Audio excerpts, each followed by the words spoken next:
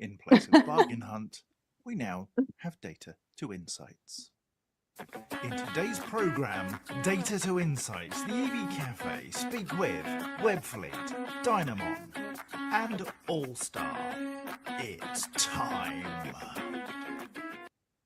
Well, hello. How are you all? I know. That completely threw me. Yeah, me too. I thought you were still talking, but it wasn't. It was the pre-recording. I'm like, what? What's he doing? I just had a creative thing going on this morning. Hello, everybody. How are you? And a very warm welcome from a very cold Falkirk, -3 this morning.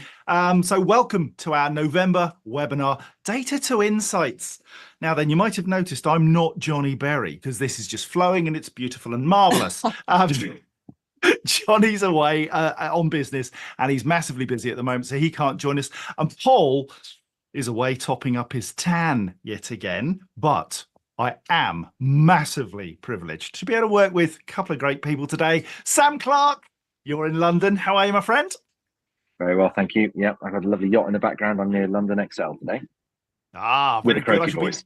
I should be there tomorrow, dear boy. That's the Net Zero and something else conference, looking at sustainability and construction. And Sarah, where be you? I'm also in London, but on the other side. So I'm at Battersea Power Station preparing for an event hosted by Adyen this afternoon. So looking forward to seeing some consumer-focused fintech stuff.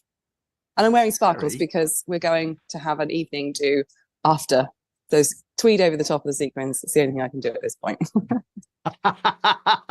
Now, this month we're going to be doing a bit of Frosty musical chairs. Obviously, I'm hosting, and I'll do my best to corral the monkeys as they are in the cage. Sarah, you're on mailroom duty. Any mugs up for offer today? Always. The best question gets a mug, and our wonderful behind-the-scenes crew, which includes Helen and Caroline, will get that posted to you. So it's all too often people do a great question and then don't tell us your address or don't claim it. So I have to go and scrabble around trying to find out who said it. So please get those thinking caps on, Data to Insights. Give us your best shot at winning that mug. And Sam, you'll be doing the intros to all of our guests. Have you got any interesting, strange facts about them? He's on mute. Rookie. I'm rookie mistake. I'm sure I can think of something, John, when the time comes. Also, I wanted to give a shout out to a certain individual, if I may, who goes by the name of James Thorell. You might not have heard of James, but he tapped me on the shoulder the other day in a Greggs somewhere near Oxford to say, "Are you Sam Clark from EV Café?" And it turns out he was our 1,000th subscriber to the EV Café many, many years ago. We promised him a mug. We didn't give it to him. We've now sent it to him, and I'm waiting for a picture to arrive with said mug. But I did promise him that he deserves his 5 seconds of fame because he was there from the very beginning when we were during lockdown even. So I want to just give a shout out to him as well. So hopefully he's listening. Right. Do you know what, mate? That's really, really well timed because I wanted to just run a quick Kahoot. You know, we do this interactive quiz thing. Well, I've been thinking, in the old days, we used to talk about those people who are superheroes, the unsung heroes, those people who get on and do the job and they don't get all of the awards, they don't get all the love, but they're just brilliant. Sounds like James is one of those amazing people. And so I was thinking, shall we do a cheeky little Kahoot where we look to, and if I get this right, I'll be absolutely amazed, where we look to shout out. So let's make that big. Oh, you're going to make everyone say the name of the person who deserves a shout out. Yeah, that's the idea. So let's go in here. If you want to play, get your mobile or join us at kahoot.it. Now, can you see the QR code and the game pin 6738211? Yeah, if you want to join in with a Kahoot. Who is your superstar of 2024? The superhero that you work alongside who wears their underpants on the inside because they don't have to tell the world they're superheroes, but actually they are. If you want to join us, this is going to run for about 3 or 4 minutes because we want to find out who are the people in our industry who really make a difference. Sam, in your world, and it's a huge world that you inhabit, got an individual in mind that you think you might put into the Kahoot? Oh, he's on mute again. Bless his little heart. I'm sorry. I'm in such a noisy place. Yeah. Yes, I do have someone in mind, John. And I'm going to come to that a little bit later. Oh, he's a cheeky boy. He really is. So we've got that. What about you, Sarah? Oh, Sarah's having technical issues by the looks of things. Okay, we won't come to you, but anybody else going to join us? We're going to give you about 10 more seconds if you want to join this Kahoot, because we're really interested. Next month, it's our Christmas special, and we want to give a special shout out to those who make it to the top of the word cloud. Who are the people that resonate in our industry that don't usually get much recognition? Okay, we're going to give it 5, 4, 3, 2, 1. Okay, let's go. Superstar. Oh, I can't wait. Who is it? So, who is your industry superstar of 2024? Players, type your answers. We've got 3 or 4 minutes on this one, but you can see in that image, we get to work with an awful lot of people. And if you cast your eyes across that crowd, some names will be very familiar. Oh. Others less so. Every single person in that photograph makes a difference. They don't shout about it, but they just get on and do it, and we just love them. So type in your answers. Let us know who you think your industry superstar of 2024 is, and we're going to do our best to honour them properly next month in our December Christmas special, where we're going to look back over the last 12 months at what this industry has achieved. Got 12 answers in. It's building. It's building. 14. Okay. Sam, give us an early indication. Who might you have put up there? He's still on mute.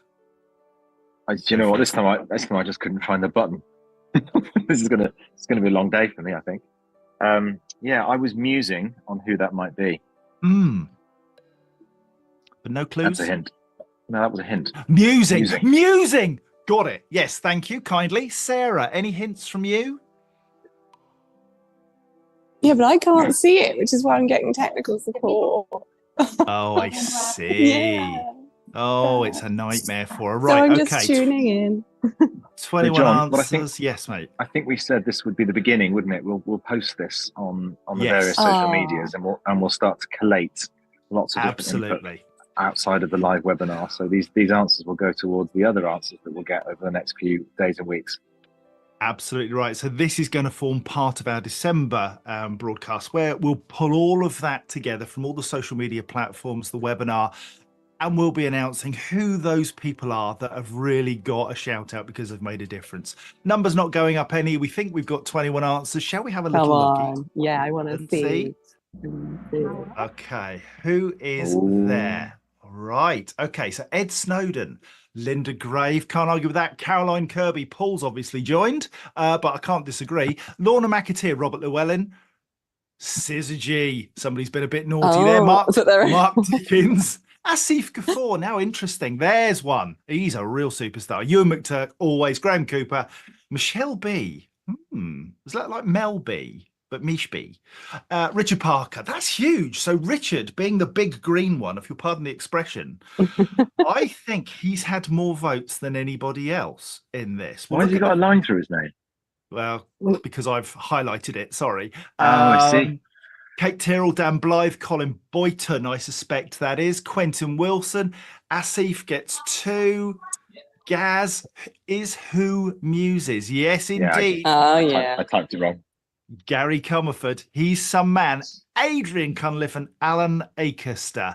Superb. Good. Right. That's really helpful. We'll bank those and we will come back to you in due course to update you on who has been successful in being the unsung heroes of 2024. But we're here to talk about data to insights.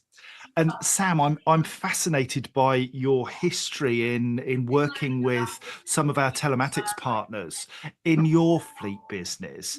Who did you work with and what did you learn from them? We learned a great deal, John. I think that one of the things that I learned very early on, some 10 plus years ago, was the importance of having telematics and the vehicle's information, and the charger's information, and the building's information is all part of the solution to fleets and to general electrification of multiple vehicles. So that was something we learned the hard way. I had all of this hardware, and I quickly realized that AC charging doesn't provide any data. So how else do you work out how to pull all those things together so I could make 70 or 80 vehicles all charge when there was only enough power for 30? And that's where the data comes in. That's why it's really important. And that's how I learned to use the data, turning data into insights, so I could charge 80 vehicles with enough power for 30 and still have them all ready to go for the next morning. So that becomes, smart charging, dynamic charging, scheduled charging, all that kind of stuff is now far more commonplace. And we were doing it for the first time, and with the likes of with EO and Fleet Karma and other companies. But we're all at it now. With making as much information. Someone said to me yesterday that getting all this data is all well and good, but it's worthless unless you do something with it. Which is why the insight is so incredibly important, which I'm sure all of our guests will testify to later on today. Very, very important stuff now.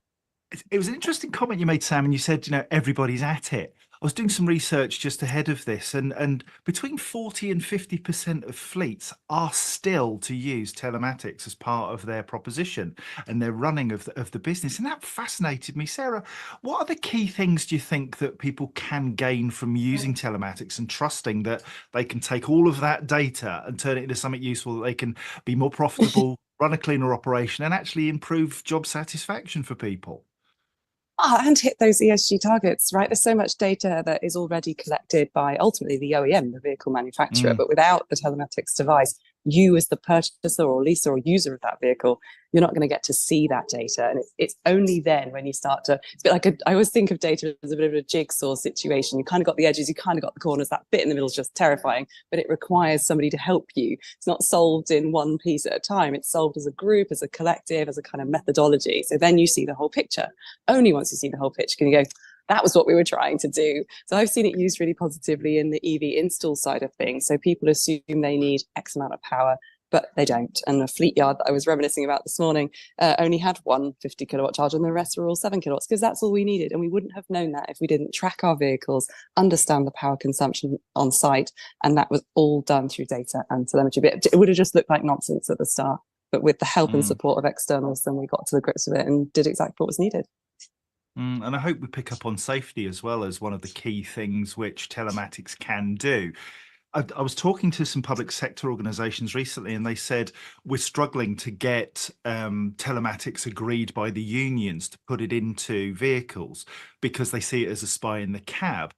And by the time they'd spoken to Police Scotland and others who were in the room, they realised that actually this is about the driver safety and making sure that the fleet knows exactly where they are, that they haven't got any issues, that they haven't been, got a breakdown or whatever it is.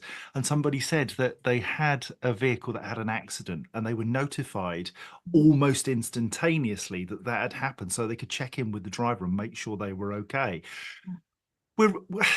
It's always going to be a challenge, but it's not a spy in the cab, Sam, is it? This is a way of managing a business and helping the driver be the best they can be. Yeah, indeed. If I can offer you another example, which I did in my old days with telematics and insurance companies, we had a huge amount of insurance claims working in central London, but also causing a lot of damage to vans. And the other way we used the data in a valuable way was we looked at behavioural patterns. So we could see hard acceleration, hard braking, hard turning, and all of those things helped paint a picture as to the behavioural pattern of that driver relative to all of his peers. But what we were also able to do is track that data relative to their own performance week on week. And we called it the Joseph report because it was multicolored. It was a big piece of paper you stuck on the wall. You went to the other end of the building to have a look at it. And it was the further away you went, the easier it was to understand it. So even the good drivers have bad days. So we could see behavioural patterns. Some of the best drivers were getting worse. So, is everything all right? Is there something on your mind? Are you not concentrating? Is it something we can help you with? And all of those little incremental things that the data became valuable to us, that we could make informed decisions and help those drivers, which ultimately meant they were safer. They didn't crash as often. The insurance company was happy. They felt like we had a better touch on the way that our fleet was being managed. And at no point did the drivers feel like they were being watched or looked over. It was a case of, we are doing this to protect you, not to watch over you. And so I think that's why it's incredibly important to use these things in the right way, but provide the right narrative to the drivers so they understand the reasoning as to why you're doing it. And I think that insurance one is a really good example as to how we made things safer and saved me significant amount of money by just looking after people by virtue of the data we could turn into insight. Thank you, Sam. Thank you, Sarah. One thing before we move on, I just want to say a massive congratulations, because we are a community and we do care about each other. Massive congratulations to Michael Barton, who's currently with us from ZapMap HQ, which technically isn't in Bristol, but he is. And it's fabulous to know that after a long while of wanting to join the industry, Michael, you have been successful. You've been dogged and determined, and you got there. And we are so, so pleased for you. And I know there are others in the chat here who are currently out of work and looking for roles.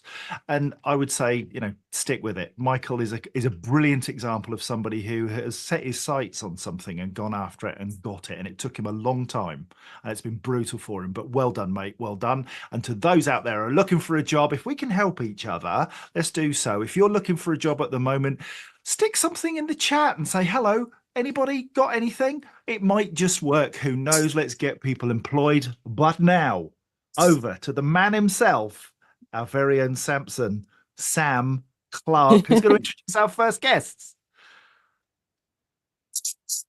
And He's on mute. Oh my God. How many times do you think I'm going to do that today? Do we have a Kahoot on how many times I'm going to do myself? So far. Anyway, there we go. There's so many windows open as well. Right, here we go. Hopefully that's worked. Right, so we have a two-person presentation coming on from two very, very important people within the industry.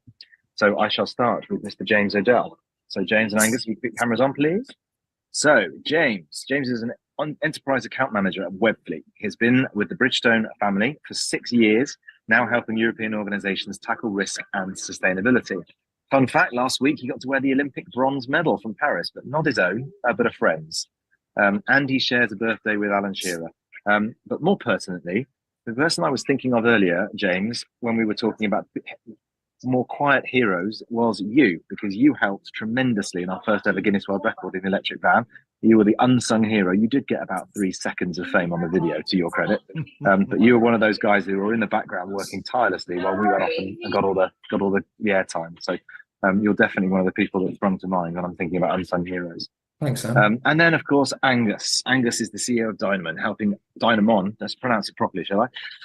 Helping fleets plan their transition to EV so they can do it right first time and in a cost-effective manner with their advanced software called Zero.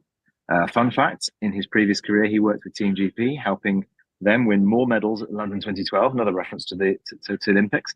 It was this data analytics approach that inspired him to start Dynamon to help fleets minimize their costs.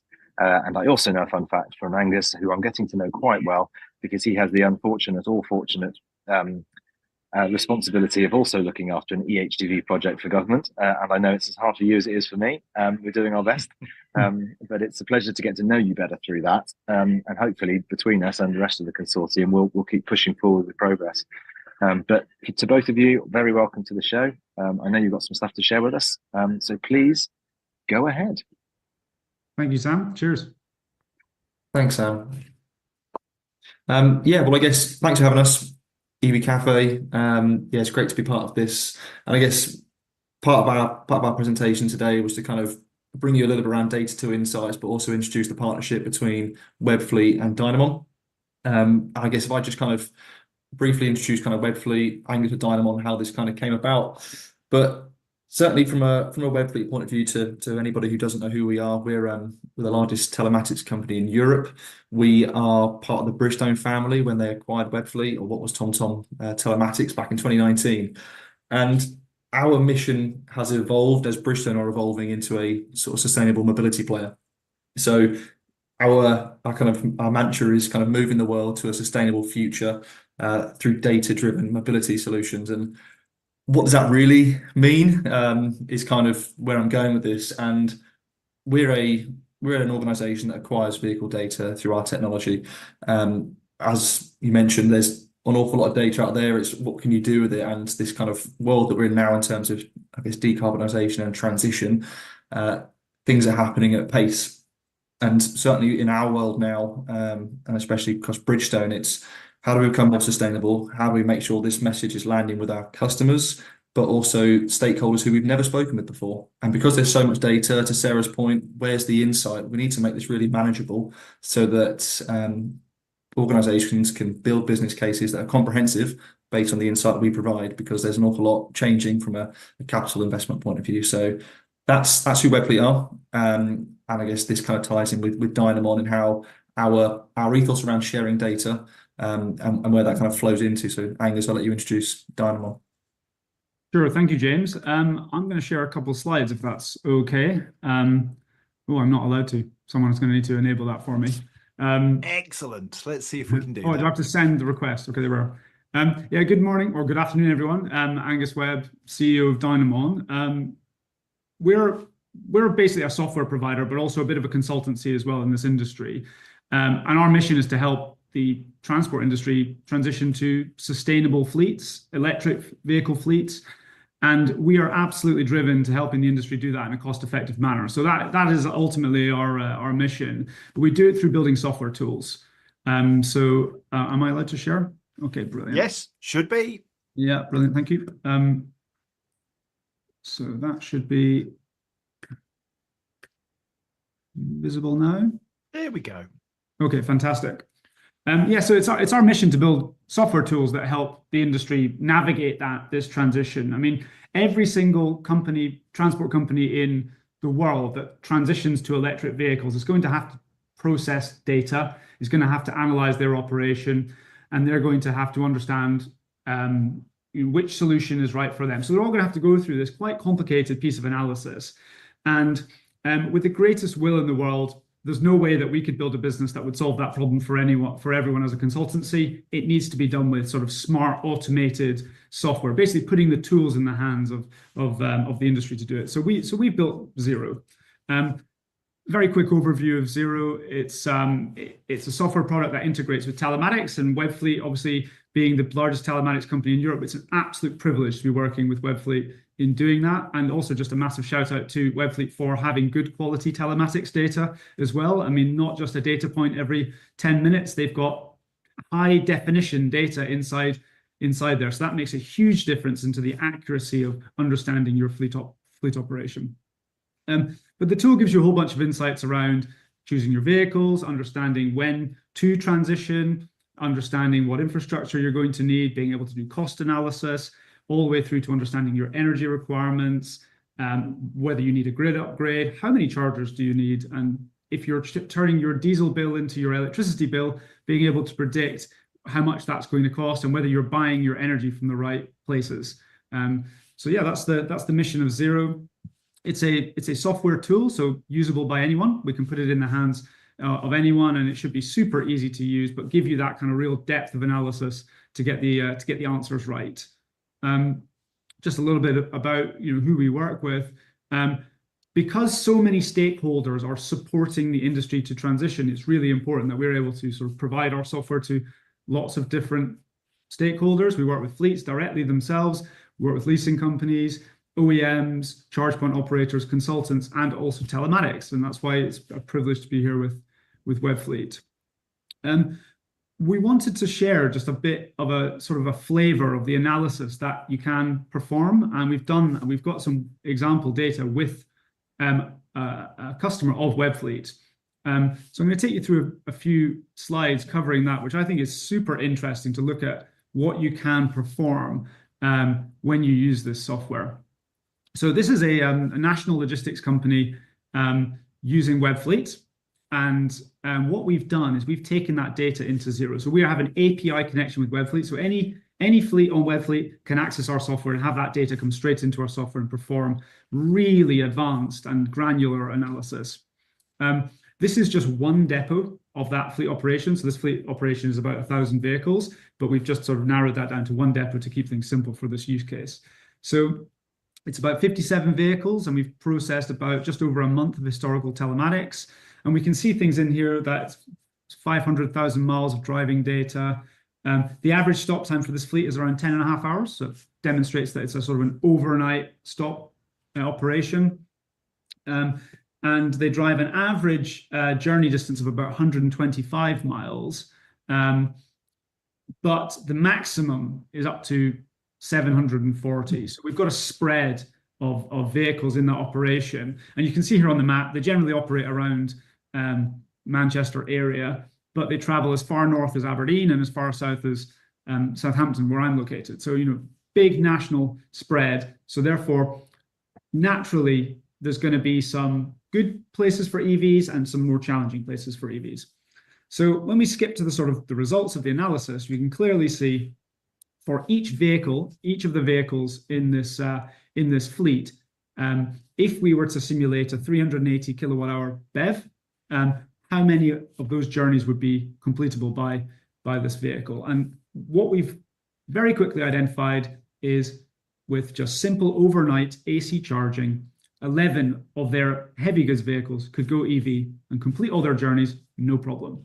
And that is actually probably quite a surprise to a lot of heavy goods vehicle operators who say that we can't go EV, EVs are not suitable for us. But actually, very few fleets are going to buy 11 BEVs in the next year or so, and without, unless you're supported by the government, like in our ZHID programs. So this just shows you that actually you can start today. And even with a small number of BEVs in your operation, you can make that transition to begin with. And then this is only looking at charging in one location as well. So as you build out that charging infrastructure across your depots, or you start to use the GridServe public charging locations and perhaps other shared depot locations with your customers, you can expand this quite easily. But I think the key takeaway here is one depot, AC charging only. So the cheaper chargers, a few £1,000s per charger. And you can this fleet can transition 11 trucks instantly. I think that's an amazing output and outcome of this very simple analysis, a very easy to understand analysis, but analyzing that granular telematics under the hood. If we look at the infrastructure requirements of this, we can start to then understand what you're going to need in your depot. And so what we've identified is that this fleet should have 11 AC chargers in their depot. And that's going to provide 169 kilowatt hours energy per vehicle. So this is the real nitty gritty detail that you need to understand to forecast the sort of energy demand. If you just install 11 chargers, a bit like what Sam has spoken about in the past, and just have them all just sort of unintelligently plugged in, you're going to end up with a peak energy demand of about 473 kilowatts. Sorry, that should say kilowatts, not kilowatt hours. And you can see here on the graph, that big mountain of energy that's sort of required as the vehicles return to depot. And this graph here is showing you when the vehicles are in and when the vehicles are out of the depot based on their telematics data. You can see there's a big sort of peak when they arrive, when they plug in, but because they're not doing huge distances, and this is on the 11 vehicles that we're interested in, they'll all be charged by 9 p.m. So perhaps there's a smarter way to do that, because they don't leave until around 7 a.m. the next morning. So if we apply sort of charger management and we spread that load over the entire duration that they're able to be in that depot, we actually only need 172 kilowatts of power at this depot. So again, that's a really attainable amount of energy in a depot. That we're not talking about DNO upgrades, highly unlikely that we're going to need that to electrify this fleet. So I think it shows a really good, easy to achieve use case by analyzing your telematics data of how this fleet can go EV. Other things we can do is, if we look at the whole fleet operation, we can look at low battery hotspots where they would need to charge. Obviously, we're looking at the whole big picture here, so you see where you're going to need to plug it in and charge. We can see there's a big area of hotspots around the Birmingham area. And we can also look at top-up charging. So if these vehicles were to stop at other locations, other depots, so one of our team has put in a charging location down here around Birmingham where we know this fleet goes, and to see how does that change that viability of the fleet operation. So we've got 7 vehicles electrifiable just with one depot, but now we've added charging around Birmingham. What does that do? So what that actually does is it enables 12 vehicles to transition to EV with one additional charging location, but it also significantly increases the viability of the rest of the fleet operation. And what I want people to take away from this is that it's bit by bit. As you add chargers into your network, you really eat into the hard to electrify areas. And actually, it doesn't take much additional charging to really cover your operation. And then you'll be able to get to 80, 90% fairly easily. And maybe it's the last 10, 15% that we're going to have to really kind of think about. But for the industry today, especially the heavy goods vehicle industry, there is absolutely tons to go at for the next 10 years, let's just say. It's not really a concern. You just need to do the analysis and to do the planning. This is the exact reason as well, Angus, why we've partnered with Dynamon. You know, part of our working network is why we created the EV services platform. You know, we realize that the barriers to entry can be a bit of a challenge, and we're removing some of these by creating these partnerships via API. You know, Webfleet has an element of transition data and the trip data at kind of quite a macro level that you can take granular. But from a partnership point of view, why we've gone with Dynamon is because there's that really sophisticated level of modeling that can be continuously run. Either as to Angus's point, more charges come in, more product comes out, we can start to model the data based on new technology, which is something that we can't do now. And that's a real big value add in terms of our sort of joint proposition together. It's a fantastic proposition, guys, and the chat box has gone absolutely loopy. I think, Angus, you have some new friends. How do people find out more? How do they get in touch with James and Angus to develop their own data bank and get those insights? Well, I mean, obviously, if you're using Webfleet, you should be contacting the Webfleet team. We're on the Webfleet integrated sort of marketplace. And if you're not with Webfleet, obviously, you should be. But if you're not, you should come to us directly.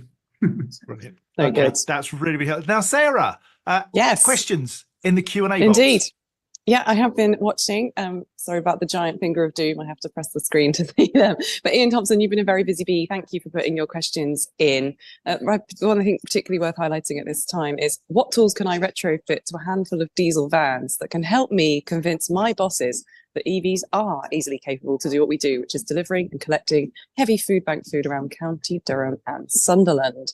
So this sounds very much like the need to fit telematics to just prove that up and down the stakeholder chain. Is there a trial where you can allow that without committing to buy? Yeah, we've got a number of different options, depending on the vehicle type, or from an installation point of view, if it's a hardwired installation, or we're now from a partnership point of view, we connect with more and more OEMs where we take OEM data direct from an EV point of view. So we've got options that we can do that to kind of prove that. Excellent. Because naturally we draw out that kind of real fuel data, mileage data to sort of running the planning tool. Yeah, I think another comment there, without telematics, you can't really make decisions for fleet without certainty, but also likewise, people can't convince other people without a little bit of a tease at the start. And I do love hearing Sebastian from Spiri was just on saying that Webfleet API has worked wonders. Of course, Spiri, yet another sponsor partner who are just all together trying to challenge those things that make people not want to go EV. And then finally, I loved Neil Derno getting very hot under the collar about those heat maps. I can see why. If you're going to improve somebody's charging life with the introduction of just one 400 kilowatt charger in a strategic location like Cannock, and that can unlock a number of EHGVs, then I can see why Neil does what he does. So congrats. Superb. Thank you very much indeed. Sorry, Sam, go on. I was just going to absolutely love those charts that you shared, Angus, with the both the performance of the vehicles and the ones that you can electrify straight away, but also the ability to smooth out that demand curve. So you don't need high power charging at depots. You certainly don't need them at the beginning. You might want as much power as you possibly can on a public network in order to stretch some of those, make some of those more red bars more green.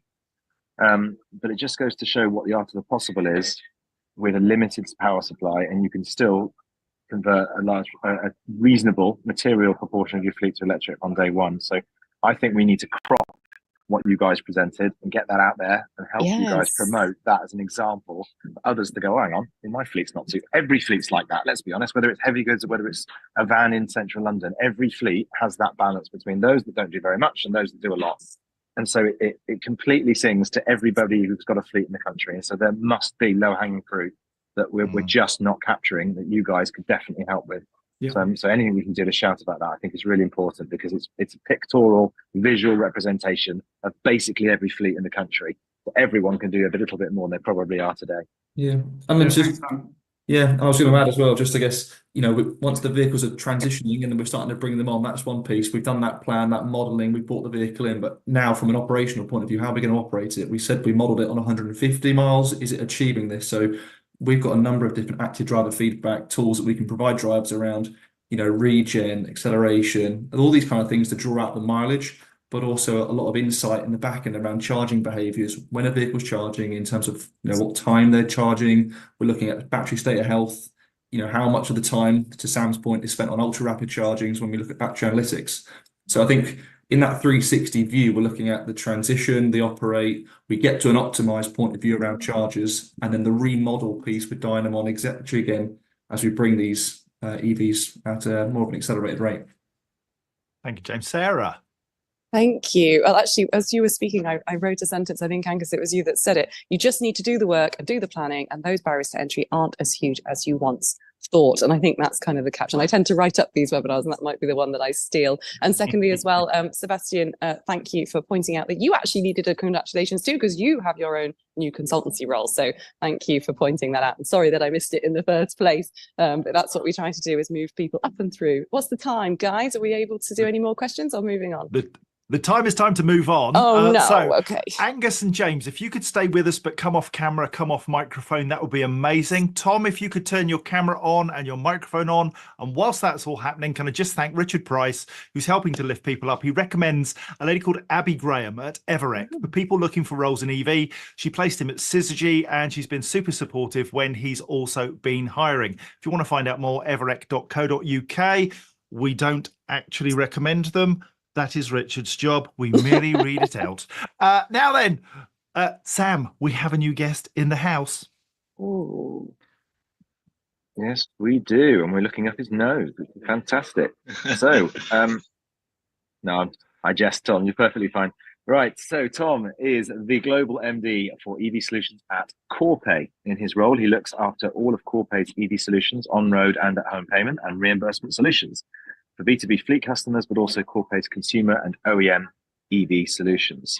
Fun fact, in his spare time, Tom runs ultra marathons, unbelievable, with his last race in October from Fulham to Henley along the Thames towpath. I'm just exhausted even saying that sentence. So that's pretty impressive. Tom, welcome to our show. I think one of the things I'd love you to do for me and for perhaps the audience is just to explain Corpay and the other businesses that are probably more well-known, arguably, in terms of the brands that you've got, which provide such wonderful solutions across the network, including, for a large proportion now of the GridServe customers every day are using your services to gain access to our charges. So one thing for me would be really useful is if you could just give people an understanding of what Corpay and the other brands like Surfings and the All-Stars of this world fit in the model. And welcome. Yeah, no, absolutely. Thank you. And apologies for the camera angle. It was to stop the buzzing. So hopefully the camera angle works better than the buzzing. Yeah, so no, great point, Sam. Corpay is kind of an umbrella brand of a lot of different kind of sub brands that are better known in markets. So Corpay is kind of the parent company, but then within my world, within the EV world, the best known brand in the UK would be All-Star. So All-Star is one of the biggest providers of payment solutions to fleets in the UK. That's both across fuel, EV on-road charging, but also EV home charging.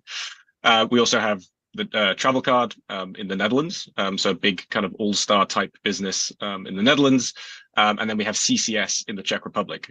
So we operate both in the UK, but also kind of across Europe. And then 2 years ago, 2 years and 1 month ago, we also acquired Plugsurfing. So Plugsurfing is more of a consumer focused business, really serving OEM. So we power the EV charging solutions for people like Polestar, for people like Nissan, for people like Renault. They're some of our customers. So in their apps, they're either using our Drive API to access our network and to be able to enable payments within their app, or they're using a white label version of the Plugsurfing app. So Polestar Charge, for example, is a white label of the Plugsurfing app. But since we acquired the business, Plugsurfing is also now powering All-Star's network. So All-Star now uses the Drive API of Plugsurfing to power our UK solution. So it's all now kind of coming together after 2 years. We've really started to integrate those businesses. And then obviously one of the best businesses that we acquired is Mina, based up in Sheffield. So we acquired Mina from Ashley Tate, Chris, and Andy almost 2 years ago, 2 years in February. And we've kind of really integrated the Mina solution into the All-Star Charge Power solution to kind of give that rounded EV on road and EV at home solution. So then kind of just jumping into our data. So we are now starting to produce what we call the All-Star All Costs report, and we're on to our kind of third version of the All Costs report. So we feel like we sit in a fairly unique position in the market to be able to provide valuable data, not just to our customers, but also to the broader market. As I said, we have the only near universal fuel network in the UK. So we see millions of fuel transactions every single day. Sorry, not every single day, every single year in terms of the fuel. We also have one of the largest EV roaming networks in the UK. So we see hundreds of thousands of on-road EV transactions every year as well. And we also have a large number of customers using our home charging solution. So we see all of those transactions on a regular basis as well. That allows us to provide, we think, relatively unique insight into the cost of some of those ways of charging or fueling your vehicles. So clearly, as All-Star, we serve mixed fleets. So they have BEVs, they have FEVs, they have ICE vehicles, and they want to be able to see the cost data around all of those different types of fueling effectively. So our latest all cost report takes data from millions of fuel card transactions, as I said, through the spring and summer months of 2024. And this is to help kind of bring to life the real cost of charging your vehicle or fueling your vehicle as well, either petrol or diesel.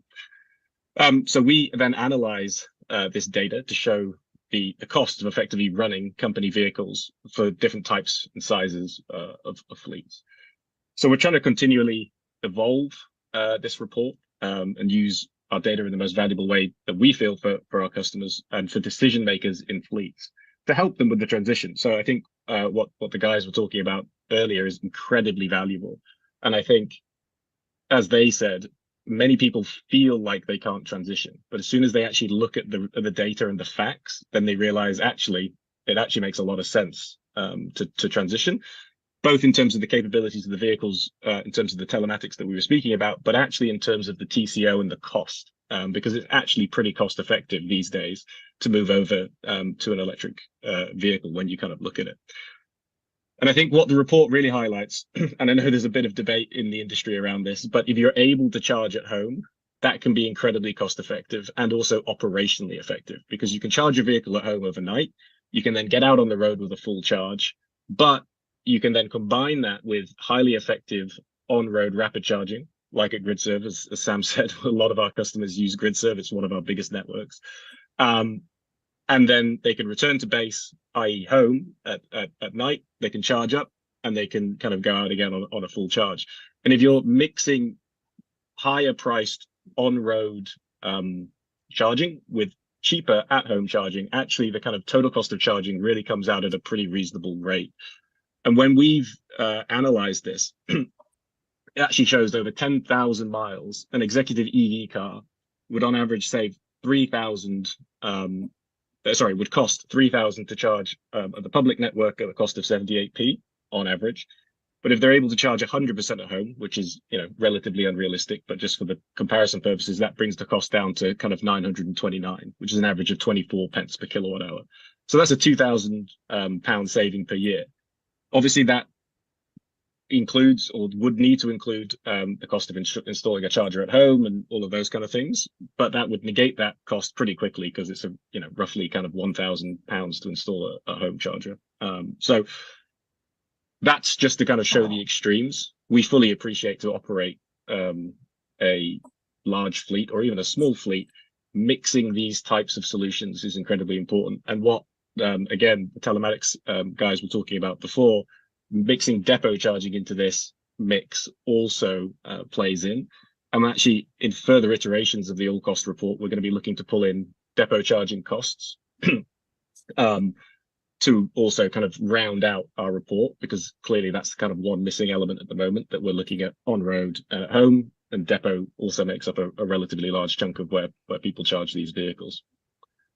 Yeah, and that's the all cost report, and we're really excited to kind of bring that out. Thank you, Tom.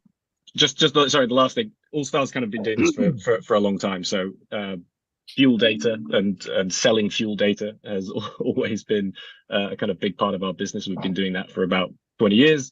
So this is just kind of trying to modernize and iterate on that to bring more value to the market, and importantly show it can be done. The transition can be done. We've seen it with so many different fleets, and it doesn't have to cost, a huge amount of money. There's a lot of negative stuff in the press around, very high EV charging costs, and I don't think that's necessarily true when you really dig into the data. That's really helpful, Tom. Thank you. One thing I would say is bless you for that. And some of the insights were absolutely genius. The report you mentioned is available online, isn't it? It is. Sorry, I was on mute like Sam. It is. And I think there's going to be a QR code that people are able to scan. I don't think it's fully out yet. I think it's coming out towards the end of this week. But if you scan the QR code, you'll be able to sign up for the report, and it will be emailed to you once it's ready. Brilliant. And we'll get that QR code onto our LinkedIn page and through socials, so that anybody who sees this and wants to see that report can. The other thing I would say is that we have some questions, Sarah, don't we, that we need to ask our panelists. So I wonder if Angus and James, if you would return to the fray with camera and microphone. Bless you. Right, Sarah, all yours. Yeah, thank you very much. So I always try to keep an eye on the chat box as well as the Q&A, because people do put their questions in the chat, just very naughty. But I did spot one that went in properly from Raymond Lucas. Are you bringing this solution to Europe? But of course, I believe you're already very much in Europe, Tom. Is that correct? Yes, absolutely. And yeah, I mean, you. So Travel Card is our European brand. So yeah, we have Travel Card in Europe, and if you've got any questions about that, feel free to reach out. Well, I think that's the thing. What the All-Star sort of Corpay headline does so well is this: serving the mixed fleets, but using just one tool. So if you sign your fleet up to a card like this, you also get the dashboard and the management, and you can start to really see what those vehicles are costing. Now, even just yesterday, as part of our EV Café Facebook group, Tom, I was seeing a lot of drivers talking about their experience of using the All-Star card, be that electric or diesel. And what it's so interested in is through that, you can get discount on diesel. And I'm interested about how we can start to offer discount on electric driving as well. Is that something that's gone into this report at all, Tom? It's not something that's gone into the report at the moment. I think it's something we're constantly looking at and working on. And I think as the industry evolves, I think that will become more viable. I think, the CPOs are spending a huge amount of capital getting very expensive kit in the ground right now, so they kind of need to recoup that cost, which I think is absolutely reasonable and the right thing to do. But I think as that stabilizes and utilization increases, there'll be kind of more opportunity to do that. We do look at it in plug surfing. So with our OEM partners, we offer subscription charging, often through them. So you can kind of sign up to a subscription, and then you can kind of get a discounted tariff. So we'll be looking to apply something similar in the fleet space as we go forward. So if you're a fleet watching this today, how would you go about signing up for any number of those brands? Because it's the All-Star Charge Pass here in the UK, isn't it? That's the one that involves the home charging and the out-and-about charging, including the Tesla network. So is that a monthly fee? How does it work?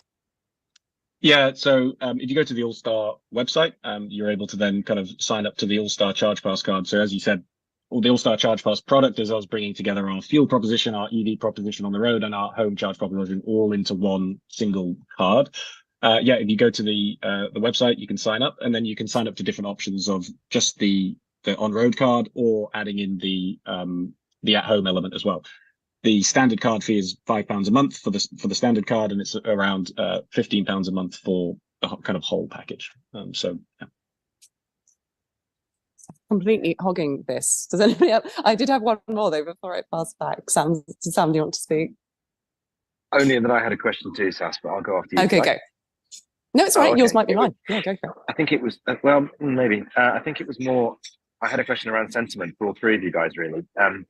you all have the ability to crunch all of this data on a daily basis, and Tom, as an example, I can't even begin to imagine the levels of data you must be collating, both from the traditional wet fuel as well as all this new EV related data. But what I guess my question is, how do you feel that the transition to EV is going? Right? I mean, there is so many things we've demonstrated today in terms of the ability to start to transition into this field. But do you guys feel like we're going at the right pace?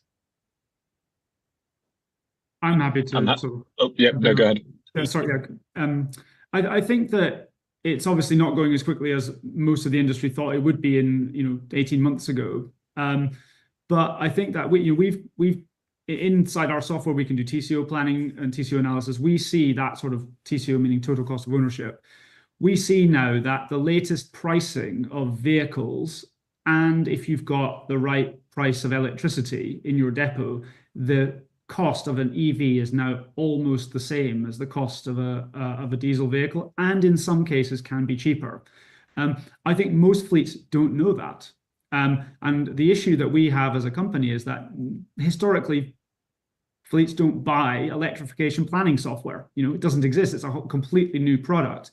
But once the industry starts to understand that the planning is something you need to do, and actually you probably have to allocate some budget for it, I think it's going to open the floodgates, because it will demonstrate that EVs are viable, they're cost effective, and obviously OEMs are going to keep making them cheaper, and fleets are going to get more savvy around purchasing energy, and it will all start to fall into place. So for me, I think that it's sort of a little bit of a chicken and an egg still, but once the planning is properly started, that will unlock it, in my opinion.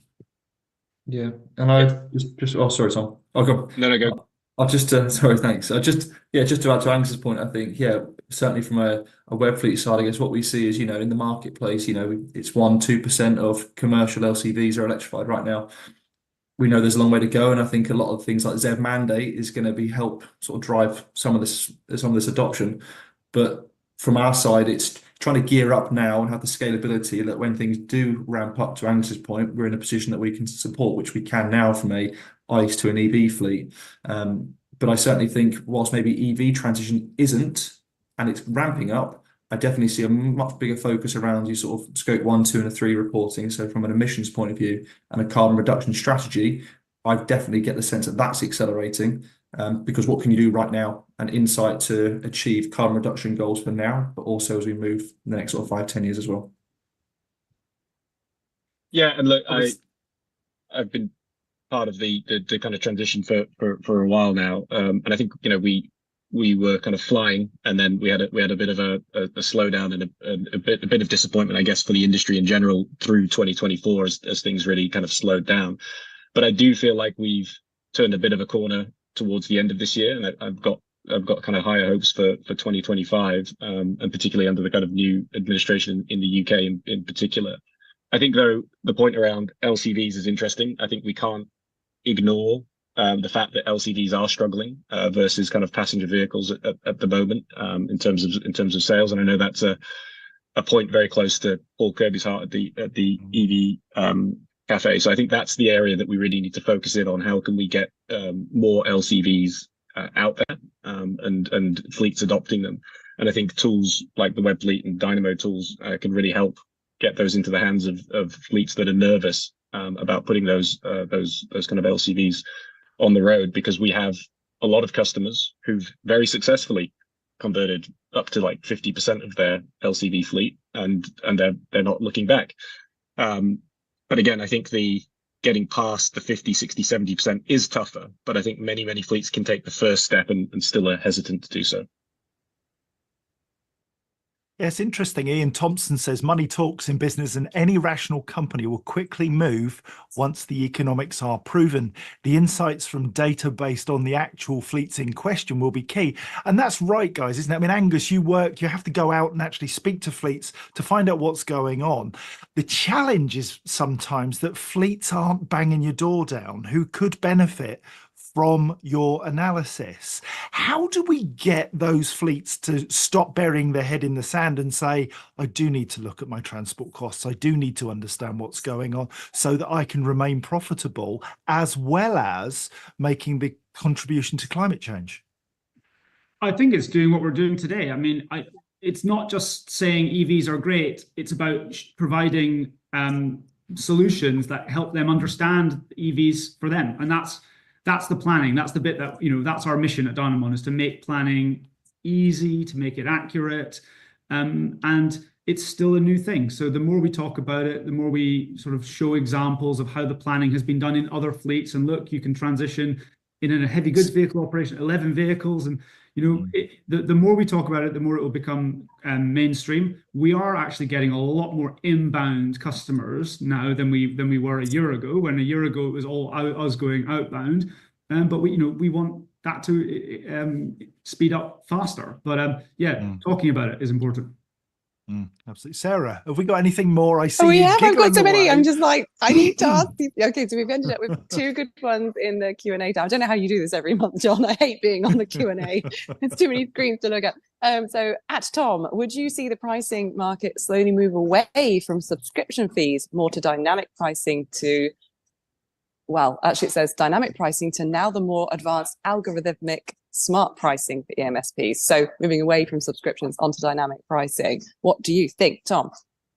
That's a big question. It is a massive question. I think subscriptions will stay, but subscriptions can work in tandem with dynamic pricing, right? You can just have a percentage decrease on a dynamic price.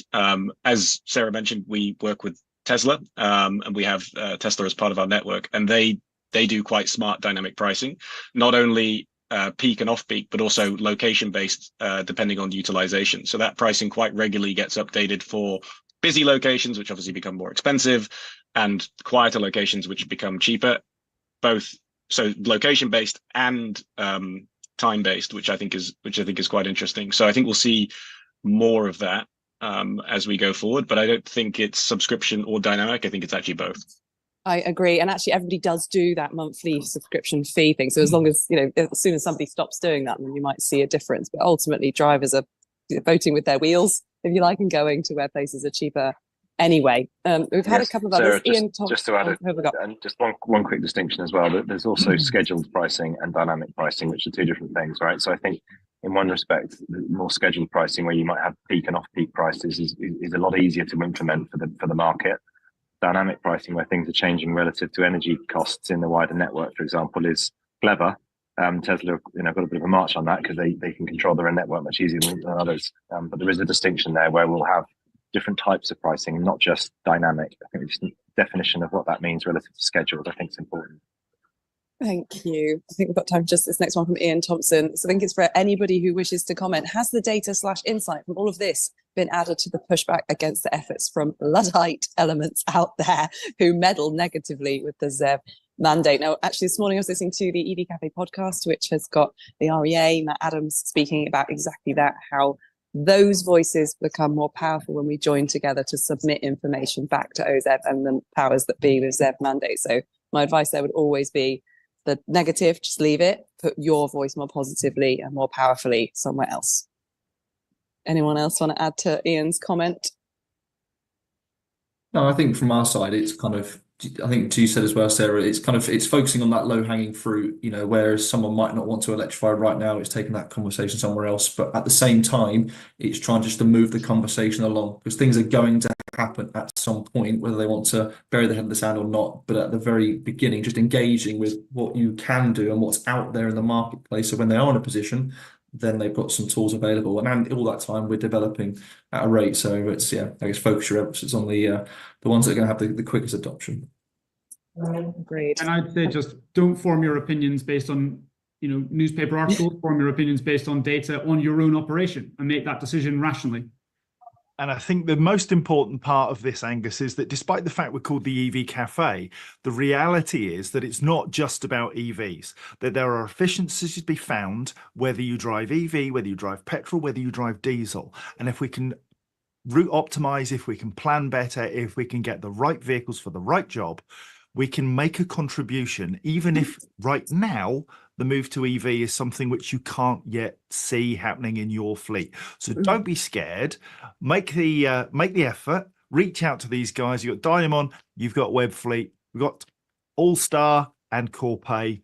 Thank you so much, Angus, James, and Tom. You've been stunning. I think it was Bex Wilson who said awesome and I think she's right. Final thoughts from you guys. Angus? Start planning today. Thank you. James? Collaboration, collaboration, collaboration. Can't argue with that. And Tom? Follow the data. Follow the data. Got it. Sam will Got it. Wrote love that down. Love that. With one, we've got this statistic here that with one charger going live every 23 minutes in the UK. Thank you for that, Steve Fletcher. A wonderful way to end that positive outlook. Yeah, thank you to everybody who stayed with us. We really, really did manage to maintain the audience right the way through. That's because every single speaker added value. So thank you all for that. We'll be back with the EV Cafe news on Friday at 10 o'clock. Until then, stay safe, stay well, and be happy if you can. See you soon. Bye. Bye-bye. Thanks, everybody. Bye.